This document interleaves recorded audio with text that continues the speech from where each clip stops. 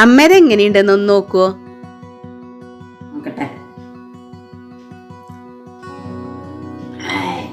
സൂപ്പറായിട്ട് എരിവും പുളിയും ഉപ്പും എല്ലാം നല്ല പാകം.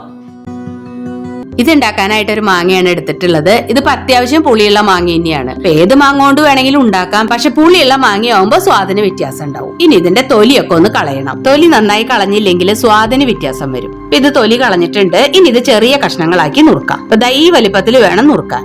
ഞാൻ എടുത്തത് അധികം മൂക്കാത്ത മാങ്ങയാണ്. ഇനി മൂത്തതായാലും കുഴപ്പമില്ല, കുറച്ച് ചെനച്ചതായാലും കുഴപ്പമില്ല.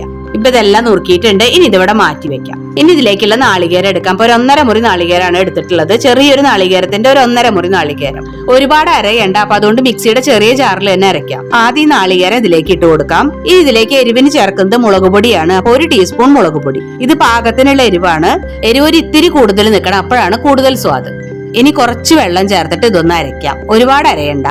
ഇപ്പൊ നാളികേരം ചെറുതായി ഒന്ന് അരച്ചിട്ടുണ്ട്. ഈ ഒരു പാകം.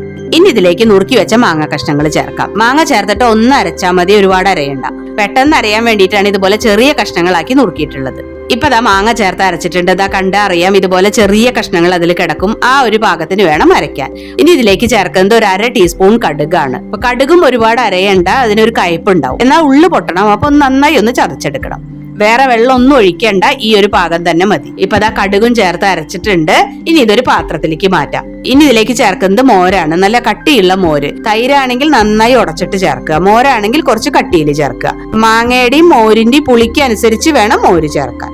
ഇനി ഇത് ചേർത്ത് നന്നായി ഒന്ന് ഇളക്കി യോജിപ്പിക്കുക. ഇത് ഒരുപാട് വെള്ളം പോലെയല്ല, കുറച്ച് തിക്കായിട്ടാണ് ഇരിക്കുക. അപ്പൊ ആ ഒരു പാകത്തിന് വേണം മോര് ചേർക്കാൻ.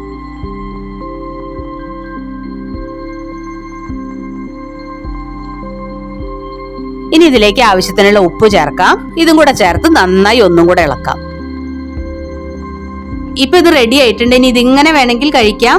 ഇനി ഇതിലേക്ക് കടുകും മുളകും കറിവേപ്പിലയും കൂടി വെളിച്ചെണ്ണയിൽ വറുത്തിട്ടിട്ട് അത് ഇതിലേക്ക് ഒഴിച്ചിട്ട് നന്നായി ഒന്ന് ഇളക്കി യോജിപ്പിക്കാം. അങ്ങനെയും കഴിക്കാം. ഇതൊരു 2 ദിവസം വരെ കേടുകൂടാതെ ഇരിക്കും. അപ്പൊ ചോറിന്റെ കൂടെ ഇനി വേറെ കറികൾ ഒന്നും ഇല്ലെങ്കിലും ഇത് മാത്രം കൂട്ടി കഴിക്കാം. അപ്പൊ ഇനി നമുക്ക് അടുത്തൊരു വീഡിയോയിൽ കാണാം.